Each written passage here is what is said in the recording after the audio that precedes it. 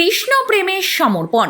বর্তমান সময়ে আমরা ডিজিটাল মিডিয়া যে সমস্ত ধরনের মিউজিক ভিডিও থেকে শুরু করে শর্ট ফিল্ম দেখি, তার মধ্যে খুব কমই আমরা কাজ দেখতে পাই যার মধ্যে বাস্তবিক ঐশ্বরিক ধারণাকে উপলব্ধি করতে পারি। কিন্তু এরকমই একটি কাজ নিয়ে আসতে চলেছে ঋতম মুখার্জির পরিচালনায় পেখম পালক।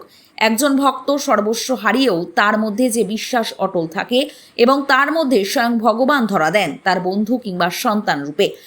এই ভক্তি ও পরম প্রেমের নতুন আখ্যান নিয়ে আসতে চলেছে নতুন গান পেখম পালক।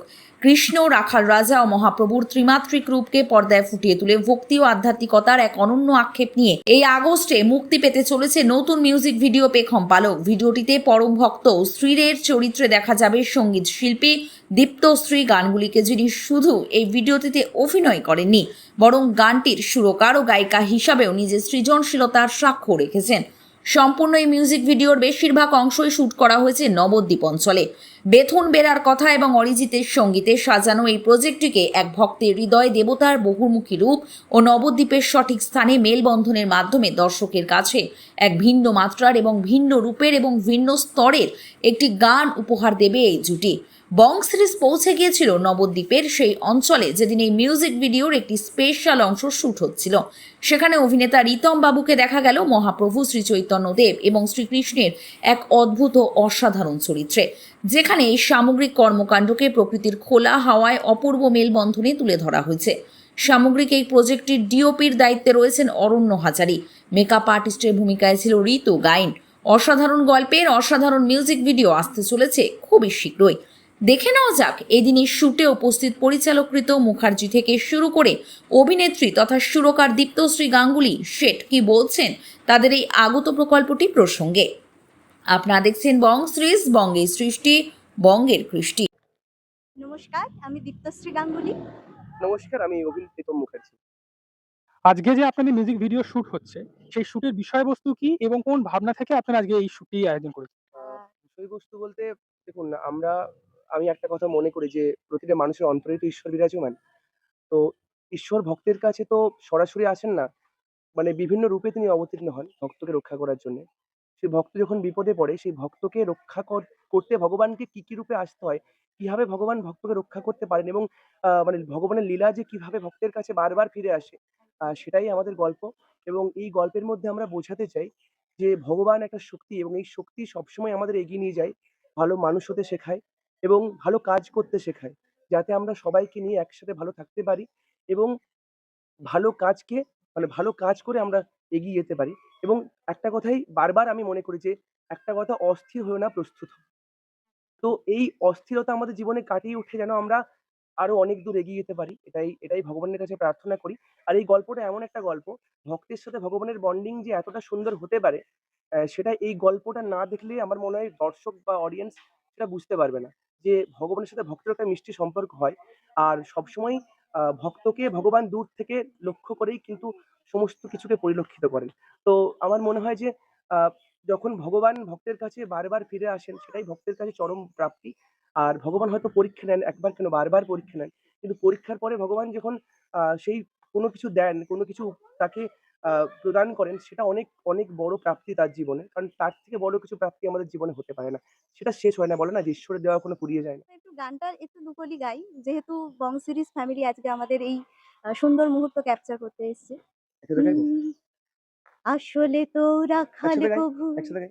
যায় না কোথাও ছেড়ে, ওষুধ হয়ে আসে যাতে অসুখটা যায় সেরে, আড়াল থেকে লক্ষ্য রাখে ভক্তজনের দিকে, ভক্ত যাতে বিপদ এলে কাটিয়ে উঠতে শেখে, কাটিয়ে উঠতে শেখে। সঙ্গে আছে গোপাল যার, তার ক্ষতি করবে এমন সাধকার। জয় গোপাল, জয় গোপাল, জয় গোপাল গোবিন্দ, জয় গোপাল, জয় গোপাল, জয় গোপাল গোবিন্দ। গোপাল গোবিন্দ, গোপাল গোবিন্দ। আমার প্রথমেই ভাবনাটা এটাই ছিল যে একটা ওই ভক্ত এবং ঈশ্বর তার যে একটা সুন্দর বন্ধন হতে পারে, এবং যখনই কোনো পরম ভক্ত বারবার সমস্যার মধ্যে পড়ে, জীবনের বাধা আসে, সবসময় ঈশ্বরই তাকে কোনো না কোনোভাবে পথ দেখিয়ে দেয়। এটাই আমার ভাবনার মধ্যে ছিল এবং আমার এই গানের এই ভাবনা থেকেই বেথুন দা, শ্রদ্ধেয় আ লিরিসিস্ট বেথুন বেরাদা লিখেছেন এবং গানটা তারপরে সুর দেওয়া এবং আশা করছি সবার মনে গেঁথে থাকার মতন একটা গান। এবং একটি মেয়ের গল্প, সাধারণ একটি মেয়ে যে ছোট্টবেলা থেকে মানে ভীষণভাবে রাধাকৃষ্ণকে অনুভব করে, ভীষণই স্পিরিচুয়াল এবং সে তার লাইফের বিভিন্ন ফেজ চলতে থাকে। সে বড় হয়, তার বিয়ে হয় এবং সে গিয়ে কোথাও গিয়ে তার সন্তানকে হারিয়ে ফেলে। হ্যাঁ, কিন্তু আল্টিমেটলি তো নিজের সন্তানই সন্তান নয়, শুধু জন্ম দিলেই মা হওয়া যায় না। এই জগতই আমাদের মানে মা এবং এই জগতই আমাদের সন্তান। তো সেই কনসেপ্টটা কোথাও গিয়ে মানে সবার মনে গেঁথে থাকার মতনই একটা। জয় নিতাই। আগামী গতকাল মহাপ্রভু নামে আপনারা জানেন, যাকে দেখছেন উনি আসছিলেন আমাদের এখানে।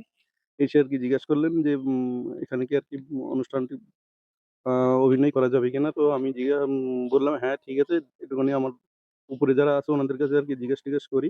তো জিজ্ঞাসা করার পরে ওনারা আমাদের দিলেন। দেওয়ার পরে আরকি অনুমতি দিলেন। দেওয়ার পরে আমরা ওনারে অনুমতি দিলাম। তারপর থেকে উনি শুরু করলেন অনুষ্ঠানটা। বিভিন্ন রকম কালকে বিকাল বেলায় হয়েছে, তাই তো? কালকে বিকাল বেলায় হলো রাখাল অনুষ্ঠানটা, হ্যাঁ। রাখাল রূপে। রাখাল রূপে অনুষ্ঠানটা হলো। উনি মুখ্য চরিত্রে উনিই ছিলেন। সঙ্গে আর কি ছিল?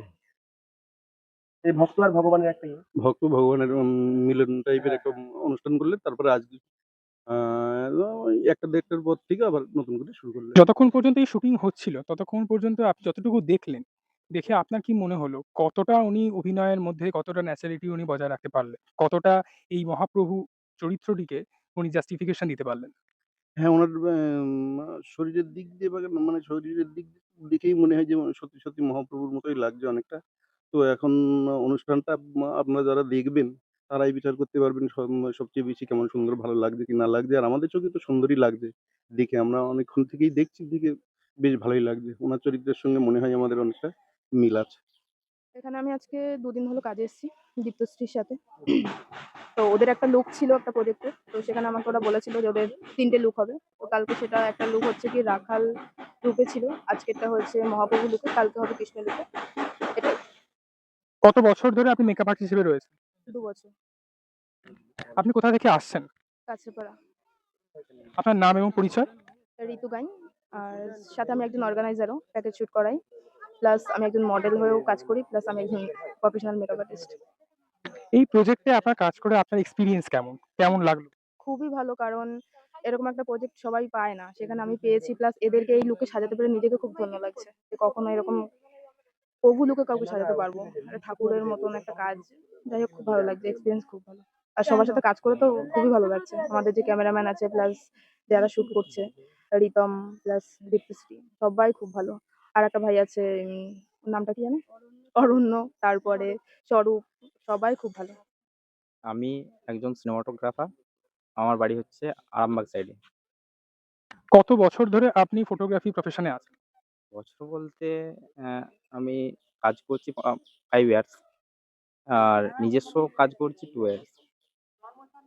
এই প্রজেক্টে আপনার কাজ করে আপনার এক্সপেরিয়েন্স কেমন? কেমন লাগলো? ভালোই লাগলো। এরকম প্রজেক্ট আমি ১ম বারই করছি বলাবলি করে কি কৃষ্ণ এসব নিয়ে। ঠিক আছে? গল্পটার জন্য আরো ভালো লাগলো। গল্পটা একটা অন্যরকম গল্প। এই গল্পটার জন্যই আমি প্রজেক্টটা নিয়েছিলাম। আর এই প্রজেক্টে এটা ১ম কাজ করলাম। ভবিষ্যতে কি প্ল্যানিং আছে আপনার? ভবিষ্যতে আমি একটা সিনেমাটোগ্রাফার হতে চাই। আমি হচ্ছে শর্ট রিলস বানাই। উম অনেক রকম রিলস হয়। যেমন মেকআপ আর্টিস্ট দিয়ে ব্যান্ড শুট, অ্যাড শুট এরকম সমস্ত রকম শুট করি। আমার ভবিষ্যতে একটা রিলস সিনেমাটোগ্রাফার হওয়ার ইচ্ছা আছে।